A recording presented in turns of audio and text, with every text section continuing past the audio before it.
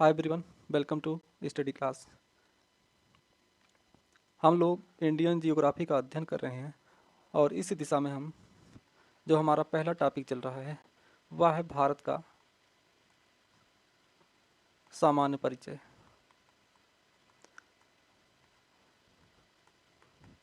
भारत के सामान्य परिचय के अंतर्गत अब तक हमने भारत से गुजरने वाली प्रमुख अक्षांश एवं देशांतर रेखाओं के बारे में अध्ययन किया। फिर हमने भारत की स्थलीय सीमा के बारे में अध्ययन किया। भारत की स्थलीय सीमा के बारे में अध्ययन किया। आज की क्लास में हम भारत के समुद्री सीमा या कोस्टल लाइन के बारे में अध्ययन करेंगे। तटीय सीमा या समुद्री सीमा के बारे में अध्ययन करेंगे। तो पिछली क्लास में हमने देखा भारत की स्थलीय सीमा के बारे में और इसके अंतर्गत देखा कि भारत की स्थलीय सीमा का विस्तार गुजरात से लेकर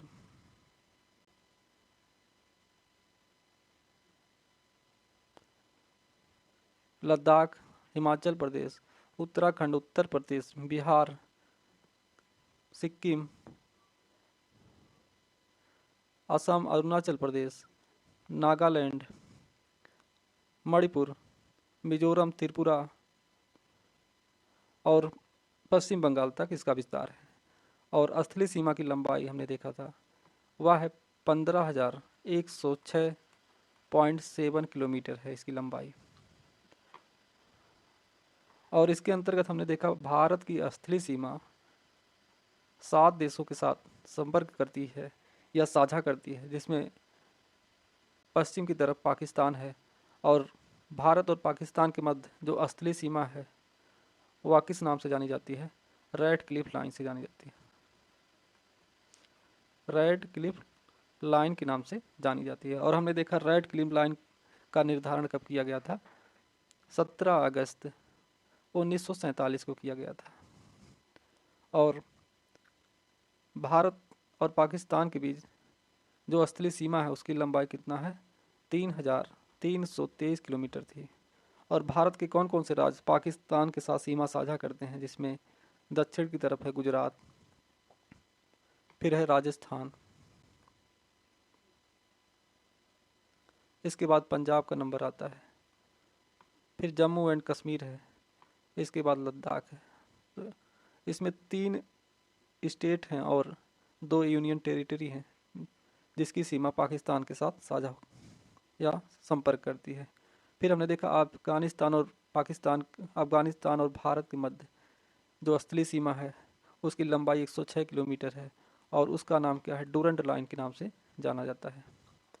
फिर हमने देखा चीन और भारत के मध्य स्थलीय सीमा के बारे में देखा।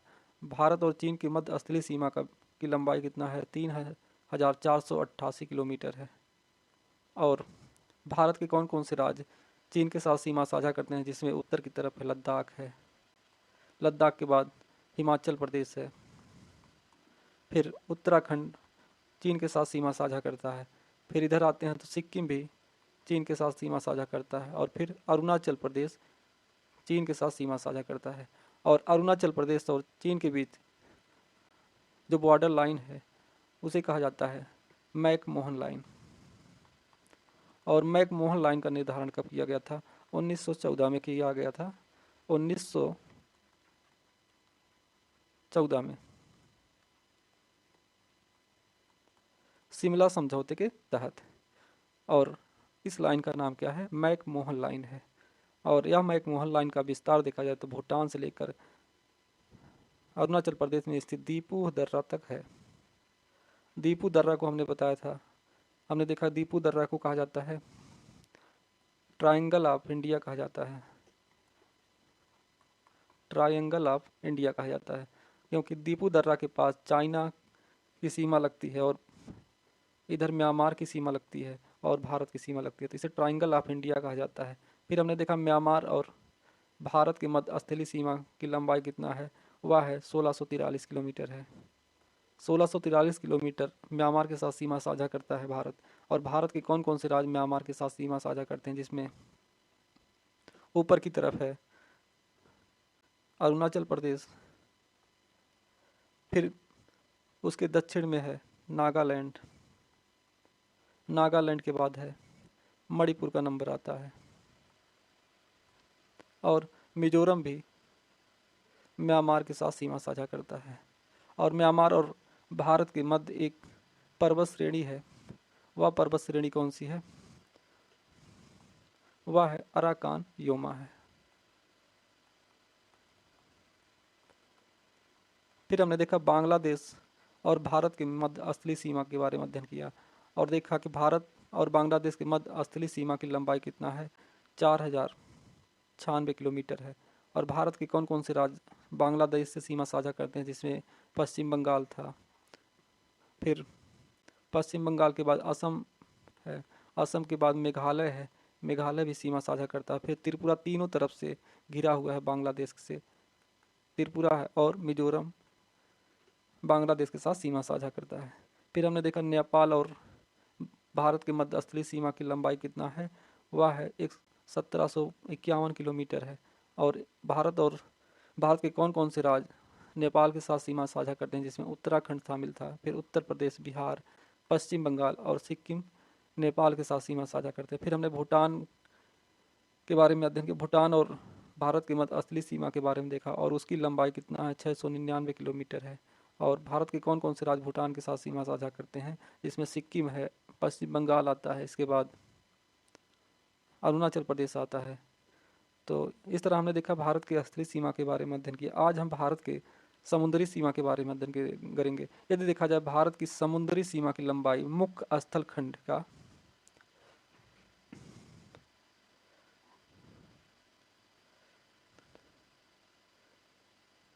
भारत का जो मुख्य स्थल खंड है उसके तटीय सीमा की लंबाई देखा जाए तो कितना है, वह है 6100 किलोमीटर है। 6100 किलोमीटर तटीय सीमा की लंबाई है मुख्य या मेनलैंड की। मुख्य स्थल खंड की लंबाई देखा जाए तटीय सीमा की लंबाई कितना है, 6100 किलोमीटर है।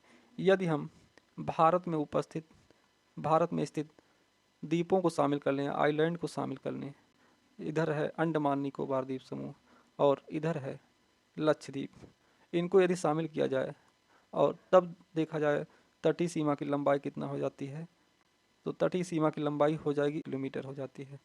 तो यदि देखा जाए मेन लैंड का या मुख्य स्थल खंड के तटीय सीमा की लंबाई कितना है, 6100 किलोमीटर है। यदि भारत के आइलैंड को शामिल किया जाए या द्वीपों को शामिल कर लिया जाए, तो द्वीपों को शामिल करने के बाद जो तटीय सीमा की लंबाई आती है वह है 7516.6 किलोमीटर है। अब देखेंगे भारत के अंतर्गत तटीय सीमा के अंतर्गत भारत के कौन कौन से राज्य शामिल हैं। तो गुजरात है, इसके बाद महाराष्ट्र है, महाराष्ट्र के बाद यहीं पर स्थित है गोवा, और गोवा के बाद है कर्नाटक, कर्नाटक के बाद केरल का नंबर आता है, केरल के बाद इधर है तमिलनाडु,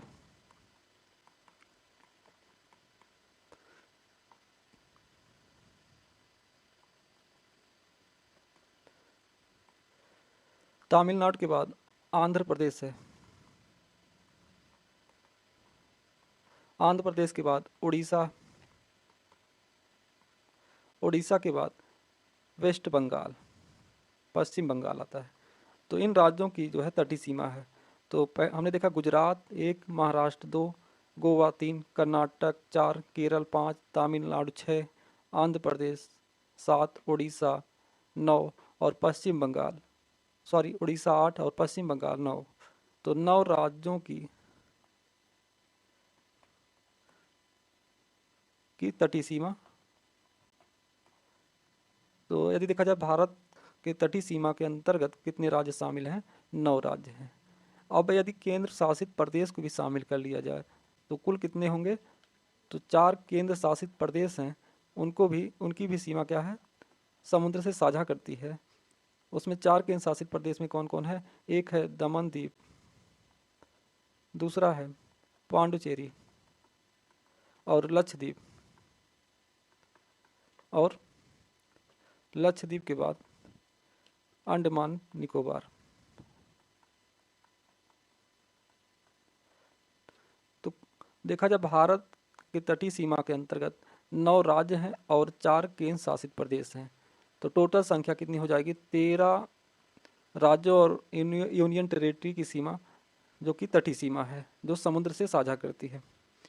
तो 9 राज्यों में हमने देखा गुजरात है, इसके बाद महाराष्ट्र का नंबर आता है, फिर गोवा का नंबर आता है, कर्नाटक है, फिर केरल है, तमिलनाडु है, आंध्र प्रदेश है, उड़ीसा है और पश्चिम बंगाल है। और 4 केंद्र शासित प्रदेश में दमन है, पांडिचेरी है, लक्षद्वीप आता है और अंडमान निकोबार आता है।